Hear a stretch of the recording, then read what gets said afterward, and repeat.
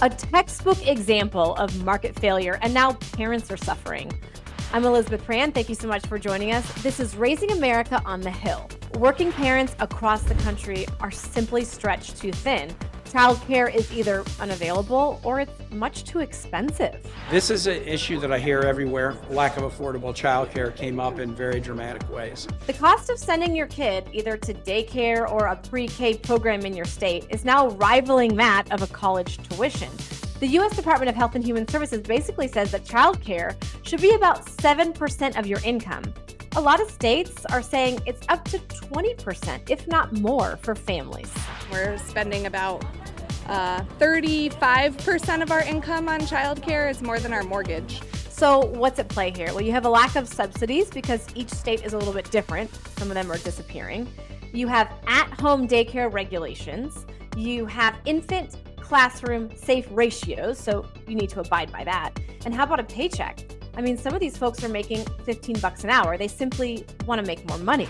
Those parents will have to decide whether they're going to stay home with their children, pay the high cost of childcare, or leave the workforce altogether.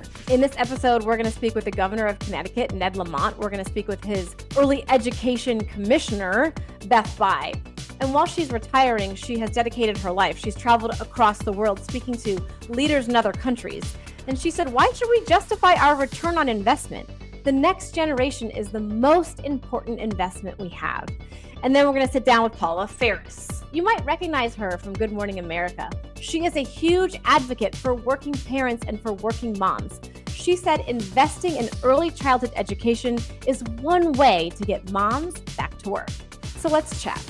Thank you both for joining us. Certainly you need no introduction, but for our viewers and our listener, we have Governor Ned Lamont from Connecticut and his Childhood Education Commissioner, Beth Bye, joining us today. Now, the state of Connecticut has really been at the forefront to tackle some of these uptick of costs for families across the nation when it comes to childcare. So, Governor, I do want to start with you. You've made huge strides with the commissioner. How have you done it? What other states have led by example, and why is it so important? So Beth Bye pushed me on this from the very beginning, and she was pushing on an open door. I think education starts too late, so we're going to have close to universal early childhood education, infant and toddlers right through pre-K. And I'll tell you why it was important. Every single kindergarten teacher I talk to says, I can tell a kid that comes from a really good pre-K program, early childhood. It makes a big difference. Every young family I talk to say, I cannot afford early childhood. It's just too expensive. It's affordability. Make it easier for you. And finally, the businesses love it because it says allows mom and dad to get back to work. So it was a triple play for me. We put $300 million in as a down payment on our endowment. And we hope within a few years, it'll be free of charge for everybody earning up to about $100,000 a year. Commissioner, advice to other states. That's a pretty hefty price tag. Yes, well, childcare is expensive, but the payoff is incredible. I mean, in Connecticut, the payoff over 7 years to the state is almost $10 billion in the return on that investment. It's a 7-to-1 return on investment. I think our governor, being a business person, trying to figure out how to solve this problem, which has been 20, 25 years, a major issue for families. We look to New Mexico and how they set up their fund from energy reserves and trying to think about what's unique about Connecticut. The governor called and said, how about we do an endowment? We look at the operating surplus and put that in a fund. And so that $300 million, we'll have $36 million this year to spend on early childhood education. So a couple thousand more families will be able to have childcare. And as the governor said, within a few years, we'll have 17,000 more families with childcare. And the other unique thing in Connecticut is we really prioritize the workforce because early childhood educators are undercompensated, and this bill will have them paid on par with kindergarten teachers if they have the credentials. And it also really takes in that family affordability. That happens before expansion, that families will be free if they make less than $100,000 and 7% of their income. If they make more, right now, families are paying 15, 20% of their income on childcare. This could save some families who make, say, $100,000 a year, $20,000 a year. Now they can afford a home, they can get a car, they can start saving for their children's college. This governor to his commissioner has said, Connecticut, we want it to be about opportunity and affordability. And as a high cost state, this is something we can do for young families. That's just a game changer. You know, I want to expand on that. And Governor, why do we not look at childcare as really infrastructure? I mean, it's more so an economic investment on top of the fact that this is an entire generation and we don't put enough emphasis on their early education. We don't. These are probably the most important education years, and why caregivers in our early childhood earn so much less, as Beth suggested, is beyond me. These are key years for kids growing. The other advantage is, thank you for doing this. We want to tell the story. I want Connecticut to be the most family-friendly state. I want young families saying, I want to be in Connecticut. One of the reasons is I know my kid's going to have access to very affordable early childhood education.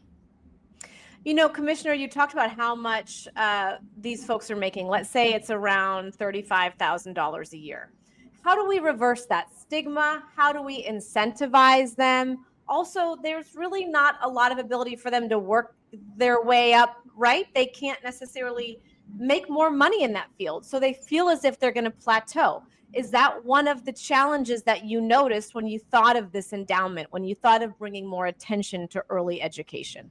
Yes, the governor called together a blue ribbon panel that did a year of planning, and every public hearing, we probably had 30 different hearing sessions. Workforce came up first.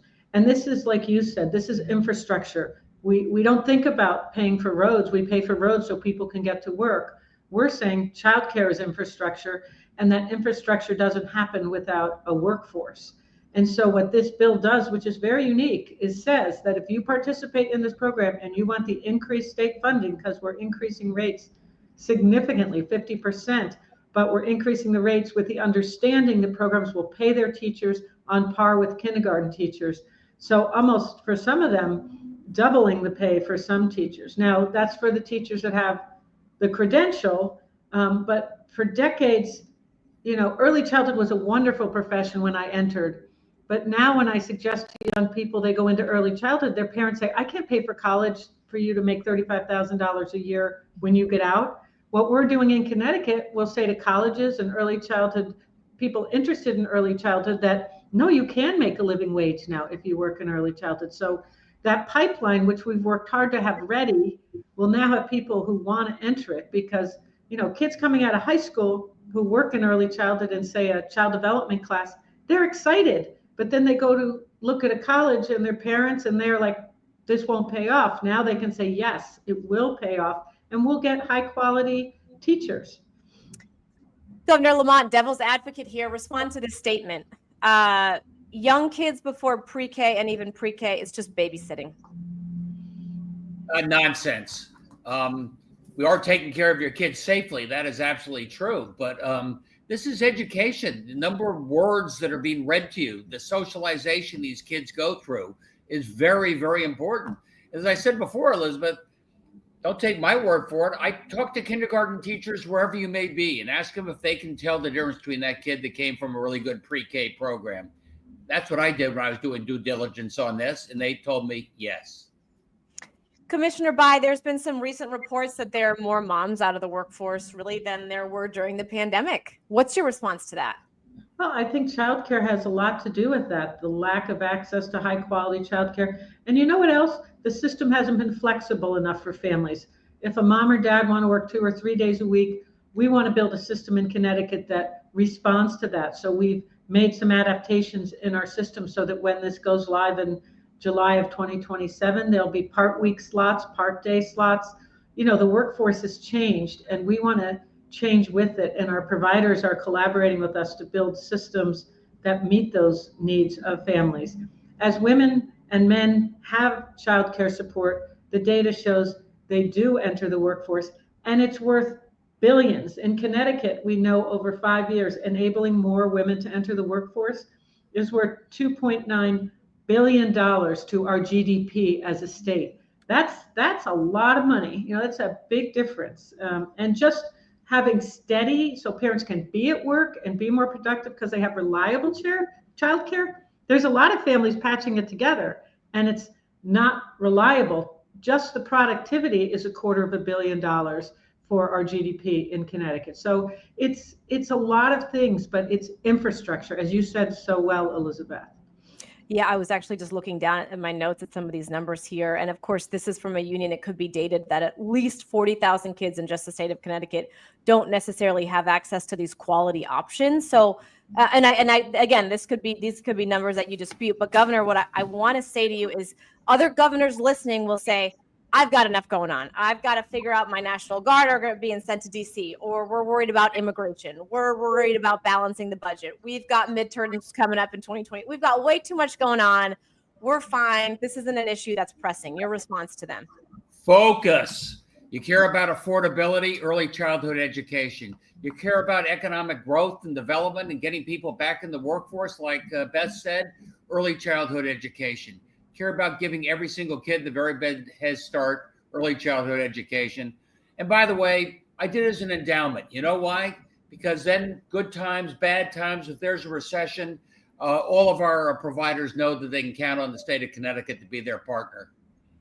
Commissioner, before I let you go, I think my last question would be, you're leaving, you're moving on. So are you afraid that all this work you've been doing for years and years could be lost?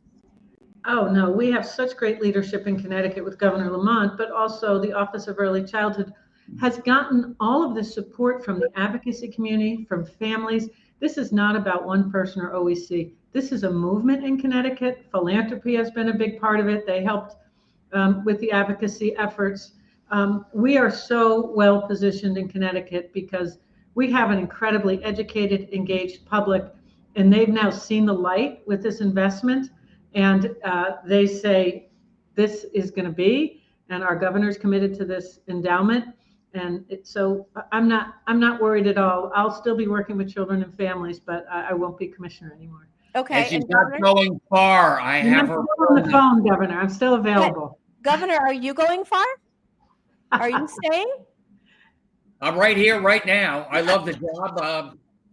What happens next time will tell. Oh, okay. Well, I couldn't resist putting you in the hot seat. I'm thanking you both for joining me today. I'm grateful for you. Elizabeth. And obviously you are leading by example. We're looking at New Mexico. We're looking at Connecticut. And thank you so much for leading by example. Appreciate you Thanks both. for having us. Mm-hmm. Nice to see you. Thank you so much for joining us. We are glad that you're here. You probably recognize our guest today. It's Paula Faris. She spent years at GMA at the national level, reporting as a mom, as a working mom, and now she has a hugely successful business, whether she's podcasting or she is consulting. Paula, I am grateful for your time. Listen, I know you're busy. First of all, you're a working mom. You're moving, you're starting school, you're doing all the things. So we're grateful that you are here. Oh, I'm so glad to be here. What an absolute honor. Thank you. We pick these different topics every week, and this one has been front and center. In fact, we've heard from parents talking about the headlines of just the rising and shocking cost of childcare. Right. So you wear a lot of hats. I mentioned you're consulting specifically with working moms. I mentioned your podcast, but really one of the biggest themes really is working parents and how challenging it is on so many fronts. Child coverage, that's just part of the puzzle, right? Yeah. It's multifactorial, absolutely. And if you really want to peel back all of those layers, Elizabeth, the thing behind the thing behind the thing, we're not just talking about childcare. We're talking about gender equity in the workforce, and the marginalization of mothers and the marginalization of parents, if you really want to get into the nitty gritty. Because if you look at what happened during the pandemic, women were leaving the workforce 4 times more than men. And one of the main reasons was they couldn't find quality and affordable childcare. And I want to point out, we're not just talking about affordable childcare, we're talking about quality and affordable childcare. So childcare often falls on the moms. We're the default out of the gate, right? We're expected to pick up all the responsibilities at home, at work, you name it. So there's the mom default. And then the fact that we are leaving the workforce again, we're seeing numbers, women leaving the workforce once again, because we have all of these RTO, return to office mandates. And moms need flexibility. We just do. If you look at it, childcare is the number one. Not only is it so incredibly expensive, right? I mean, it costs more to send your kid to daycare for a year than to in-state tuition.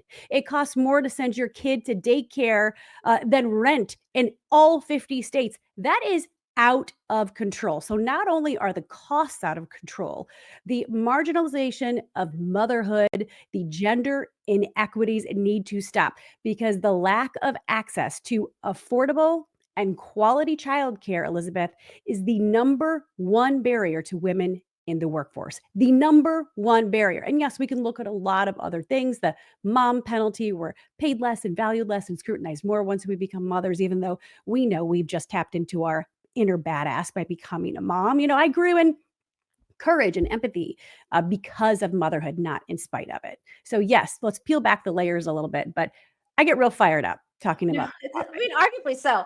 By the way, you're right. We do kind of enter our own era as parents, simply because I was looking at some of my videos from local news, and I thought to myself, "Oh my God, if only I knew." Working from Yes. midnight till noon the next day. You mentioned how much people are paying. So I looked at some of the stats, like you said. HHS says that the average family should spend about 7% of their income on childcare. And if you look at across from the country, of course, it's different. Like Arlington, Virginia is going to be much different from other parts of the Sure. country.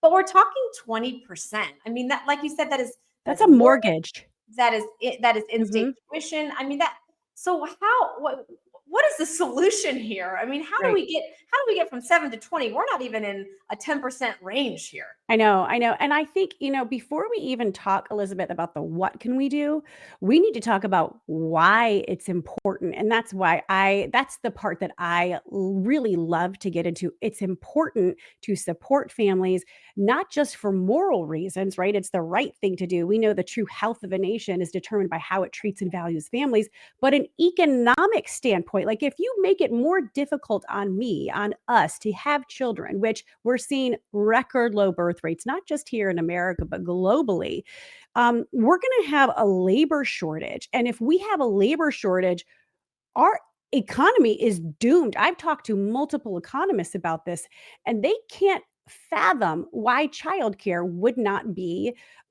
a a huge priority amongst lawmakers at the federal, local, and state level, and even within organizations, because the fewer kids we have, I mean, fewer kids equals diminished workforce equals a diminished economy. We can't grow our economy without workers. So even if you're like, I don't care about your kids, which by the way is pretty much the attitude here in America. Like if you didn't want to, if you didn't want to deal with this issue, you shouldn't have had kids to begin with. How often do we hear that as parents? Well, you shouldn't have had them if you didn't want to deal with the issue. Your kid, your problem. Well, guess what? It's not like that in other countries.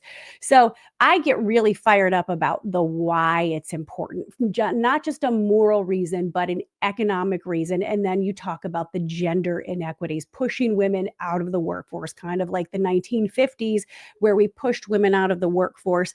And there were publications writing things about women that if you had ambition outside of the home, you had working women's disease, or you were a menace to society. And then we did a terrible evil, gross evil to men as well. We pushed them out of the home, women out of the workforce and men out of the home. And we told men, you know what? You're only as good as your paycheck. And if you can't bring home the bacon, you're a failure. So really, we're Elizabeth, when we look at it, and I wrote about this a lot in my book, You Don't Have to Carry It All, Ditch the Mom Guilt and Find a Better Way Forward. I know, the longest title ever.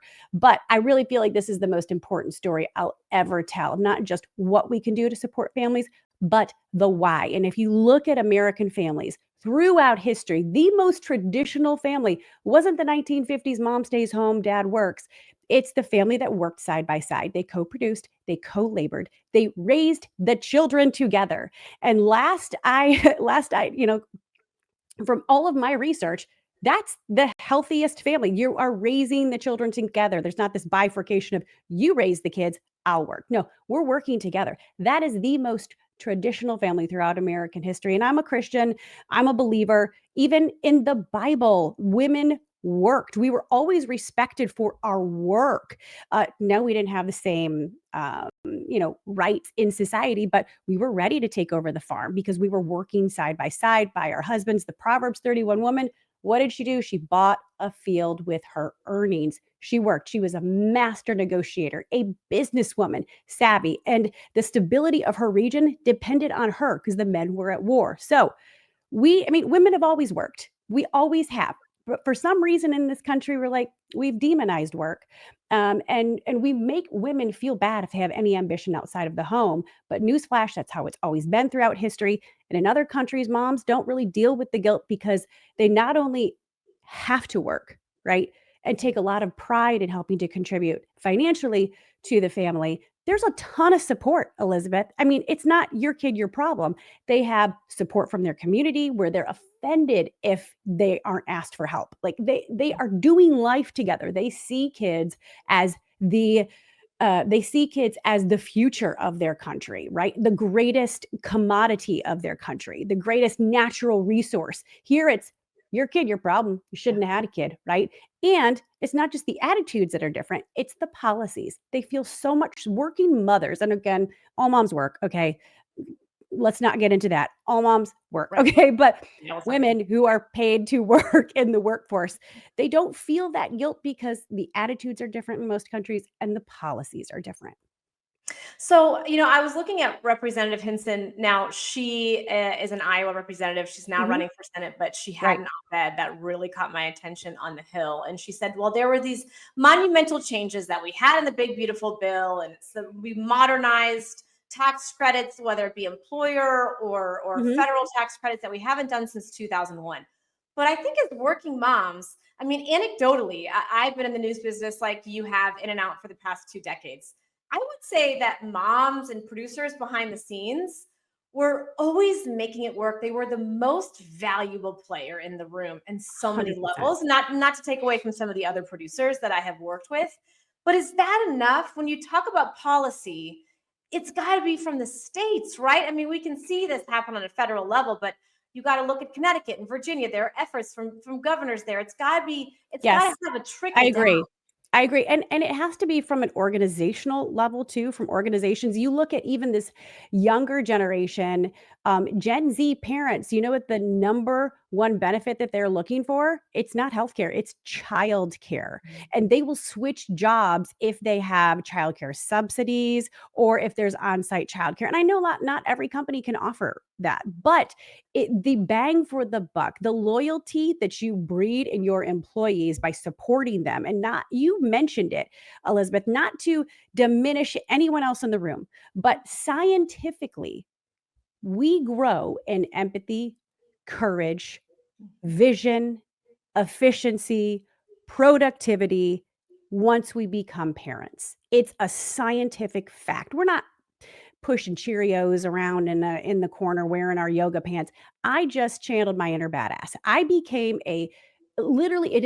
parenthood is a master class in leadership. I just became the most valued employee in the room. So I think organizations also, and I'm not a big fan of huge government. I think, the more money we give the government, the more they're going to misappropriate until they can figure out how to be efficient. And they're not very good at efficiency or communication. I'm not saying that this is a federal government run program, but I do think that they could create some structures. And I've talked to a lot of economists about this, especially childcare. Like, you already have infrastructure with public schools in place. What you do is you give the funds, you allocate those to the states. The states can then allocate them to the local jurisdictions, and you can work, after school programs, childcare.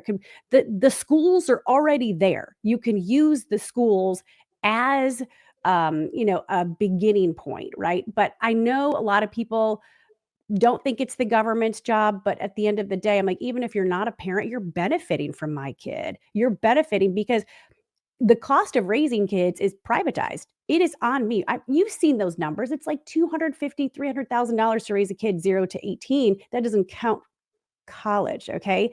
So it is privatized. It's on us to raise our kids. And then who benefits from them? Society, the workforce, in terms of an employee who's paying taxes, who's then going to keep pouring into government funded programs like Medicare, Medicaid, Social Security, right? And they're going to be taking care of that older generation. So society benefits from our children, and society also benefits because we're adding to the labor force, which is the only way to grow the economy. So, but I'm a fan of federal. This is not federally run, but the money is carved out. It's allocated to the states. The states can then do with it what they want on a local level, but organizations cannot, they can't, what's the word I want? Not bifurcate. It's a big word and I can't think of it, but they can't obfuscate. They cannot shun their responsibility. Not only because again, not just the moral reason, but it's good for business. You look at the workforce right now, 70 to 75% of the workforce, Elizabeth, would qualify as a caregiver, somebody who's caring for another human being, whether it's a parent. I took care of my aging parents until the day they died. Sandwich generation, they're caring for another human being. It is business critical to take care of that sector, but primarily, parents make up the largest sector of that caregiving workplace sector. It's business critical. Harvard Business Review has written about it, saying if you don't focus on this group, and by the way, if you support them, and it doesn't always have to cost money, sometimes it's a culture shift, you're getting a loyal employee, a productive employee, an efficient employee. And one of the greatest costs of doing business is turnover. Like, you lose a good employee, it could be up to 250x, 250% of their salary just to replace them. So support the people you have, allow them to show up as their true self at work. And when you do, you are building so much loyalty. I know if I had felt that at ABC, which my first day back in the office after maternity leave with my third, I was on Good Morning America reporting. I was not anchoring that day. I got an email that said, "Not your best look." And mind you, I'm just back from maternity leave, probably 40 pounds heavier, not feeling so great. And at first I was hurt, and then I got pissed. I was like, you know what? I just had a baby.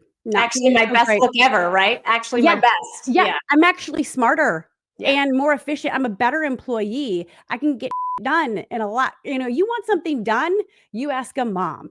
So I got really, I think that's where this fire kind of was ignited in my belly 14 years ago. Or no, my youngest is 12. No, he's 11. 11 years ago. I can't even There's three of remember them. how old. There's three Yes, of them. there's a little bit of brain fog with the perimenopause thing. Yes. So that's where the fire was lit and fueled inside of me 11 years ago when my youngest was born, that first day back at work, not your best look.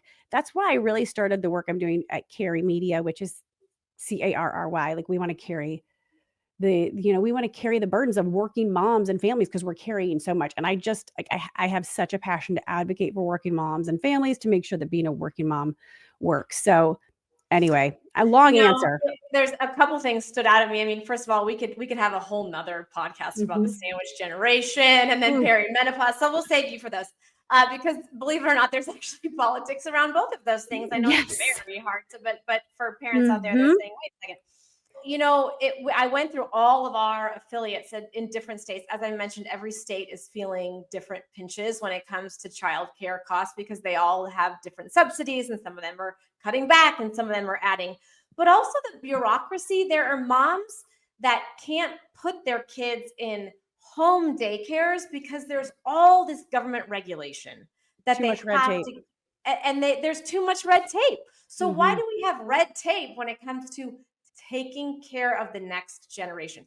Early childhood education is arguably more important than where you go to college. 100%. Yes. And if you look at it, so when I wrote the book, You Don't Have to Carry It All, it was so fascinating for me to interview historians and sociologists to figure out how did we get to this point, right? And one of something that was really fascinating to me, and I don't know, I'm not necessarily a history nerd or a history wonk, but World War II, when our GIs came back home, and the women had been working in the workforce and were finding actual great fulfillment in that work. But the GIs came home from war and women were pushed out of the workforce. And that's when the propaganda started happening. Men bring home the bacon, bring home the paycheck. You're only as good as your paycheck. And women, if you have any source of ambition outside of the home, you're a menace. You have, quote, working woman's disease.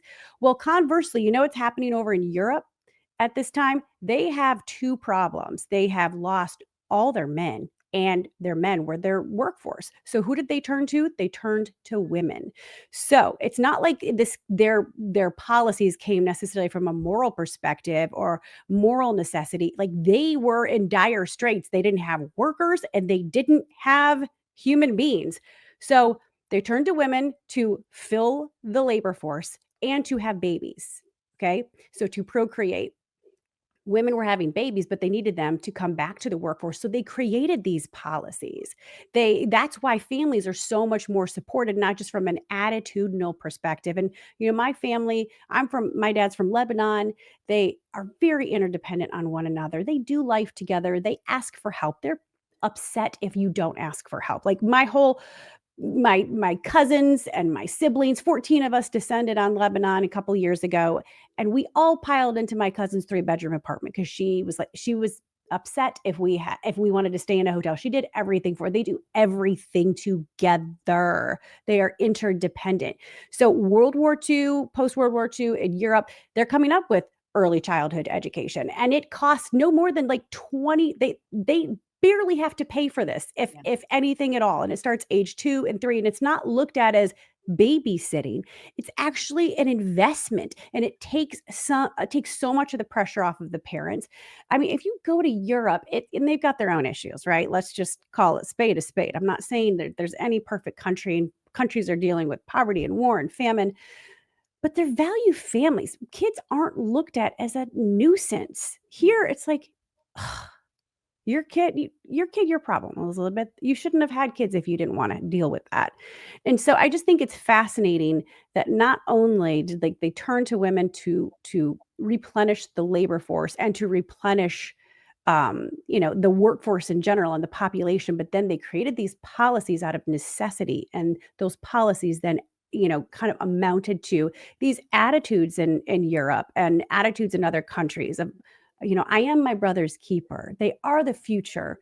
They are our greatest natural resource. And then there's the policies to support it. And there's not as much pressure. And, it's no wonder that the former U.S. Surgeon General said parenting is hazardous to our health. We're not given a lot of support. I will say parents care a little too much in this country. Like we care way too much about our kids' emotional health. We need to back off. Like our kids are going to be fine. Like we need to take a step back too. Yeah, that's another one So too. there's a little caveat. Some of it is just us putting too much pressure on ourselves to be a perfect parent and putting too much pressure on our kids. They're gonna be fine, So how do we walk that tightrope of not putting too much pressure, of caring too much, but then also letting folks know, like, listen, early childhood education, like literacy rates are tied to incarceration rates. Like 100%. Yes. like there are real world consequences Mhm. to these early educators not being treated like a daycare, but early educators. And the fact of the matter is they're not making more, and they're really not making more. Some states, I looked it up, right around $15 an hour. And then how do you work your way up as an early educator? So there's no really advantages to working hard or motivation because you're not going to make more. You're not going to work your way up. That's not a We don't value it. Our country doesn't value that. And until we place a priority on value and seeing the benefit of children, and you talk to any sociologist, our country was not built for families. It just wasn't. We say we're a family-friendly country, but it's time that we put our money and our morals where our mouth is. You look at, like, we don't offer federally subsidized, family leave. Like, we're the largest country that doesn't do that. Our tax credits, and I know that Representative Hinson was talking about increasing expanding the child independent tax credit, but still we're lagging far behind. We don't necessarily offer child care subsidies, and the tax credits have a long ways to go. Early education is non-existent. Why? We don't see the value, and we're family friendly. Sorry, I'm just going to say it. Like, I'm a Christian. I'm pretty moderate. We say we're family friendly. We have to put our money and our morals where our mouth is. The true health of a nation is determined solely, Elizabeth, by how it treats and values families. We have a long way to go, not just from a policy perspective. Government can't necessarily fix this. We have to have different attitudes in this country, regardless of whether or not we have children. Yeah. How do we view families? How do we view children? Are children our greatest natural resource? Are they the future of this country or are they not? It comes down to answering that. And until we value children and, pro-life movement, we value children, well, cradle to grave, babe. Let's value them from the womb to the tomb, right? So we have to value them not just from a policy perspective, but from an attitudinal perspective. It shouldn't be your kid, your problem. It should be, I'm my brother's keeper. I have a personal responsibility. And I will benefit regardless of if I have children. I will benefit from children from an economic standpoint, not just from a moral standpoint. You talked about Cary Media. That must have been a leap of faith for you as well when you left the national news industry, which I can and totally empathize with. What are you hearing from moms right now? I mean, when we see those headlines, I mean, it's been flashing on my laptop now for weeks. Like, Yeah. SOS, like, look it, these are pandemic level. Moms are like, someone pay attention. Hemorrhaging from the workforce, right? Right. They're leaving the workforce at record levels because it doesn't make sense, Elizabeth. They're looking at the numbers and, you brought up the numbers, 20% of their salary, even more so, 250% increase since 2001 in childcare. It costs more to send your kid to in-state tuition or to daycare than to in-state. It costs more to send your kid to in-state tuition than it does to daycare. Or no, I'm saying that wrong. It costs as much for in-state tuition as it does to send your kid to daycare. It costs as much rent as daycare. Like, the costs are out of control. And women are the ones that are carrying this burden because the lack of access to affordable quality childcare is the number one barrier. And if I'm looking at my salary, and I already know that the motherhood penalty exists, that I'm making 70 cents on the dollar compared to a father. Correct. And I'm not hating dads. They experience something called the fatherhood bonus. They're more likely to be hired if they're a dad, and they're more likely to get paid a higher wage because they're the quote unquote provider, right? Women, if there is an inkling or suspicion that they're going to become moms, we're less likely to be hired. And if we are hired, we're passed over on promotion.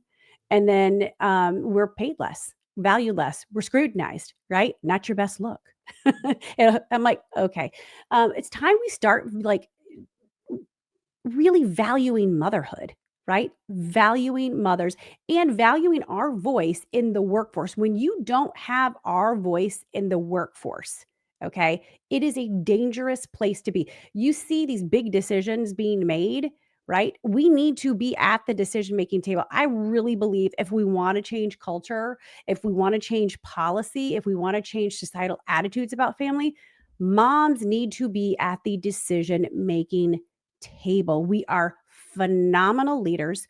We get it done. We lead with empathy and vision and courage and strength and efficiency. And I'm not saying at the expense of men. I'm saying we need to be there with them. And men, invite us to the table if we're not there. Make sure that we have a voice and that our voice is listened to because we bring something crucial and something that's missing right now in our culture. And if we really want to fix America, we need moms at decision-making tables, from boardrooms to Capitol Hill. I mean, I just think that's how we really fix it, because the way that we lead is bar none. Like you said, multi-pronged, and I think that there are little steps that can be taken. My last question, one of the things that stood out to me when I was looking through some of your podcasts and even just looking through some of your stats is that you'd mentioned 90%, this is a loaded last question, that the moms that you work with, 90% of them are dealing with mom guilt. So the ones like you and I who are trying to reinvent ourselves and try to raise 3 children, it's almost like the pendulum swings. So then you're a working mom and you're taking care of your kids. Yes. And then even when you're out, you just feel guilty. Like, I think my last question is, how do we win? Yeah. You know what? And if I could go back to my younger self, so Elizabeth, in 2017, 2018, when I was like literally at the height of my career, I was anchoring GMA weekends. I was co-hosting the video. I was killing it, but I was also dying inside. You get to the top and you look at the landscape and you gain the world, but lose your soul in the process. And so at that point, I just felt like I needed to step back. I demoted myself at work. I said, I need to be a general correspondent because I need to see my family. It's not worth it to me.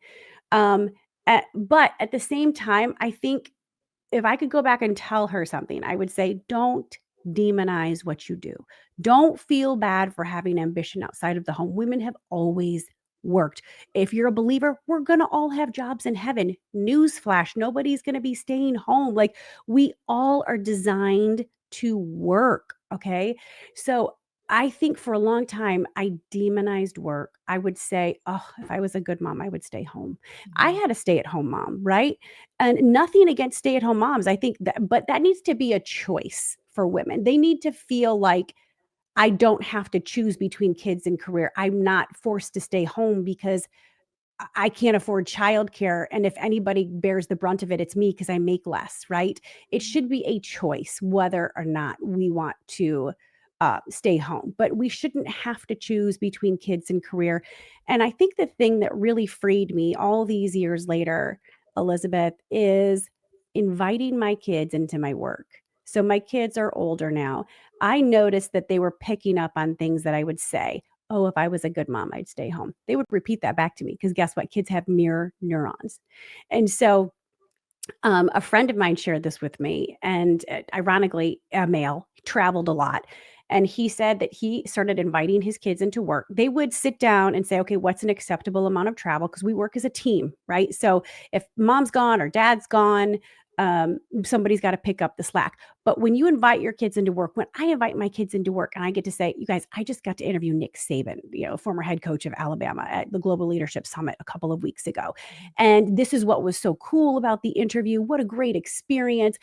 I get to go to Capitol Hill and advocate for working moms. And I just got to go to Nashville to record a podcast series. And we talked about grief and loss. We lost my mom earlier this year. When I invite my kids into my work, guess what they do? They get excited for me. They don't begrudge me anymore.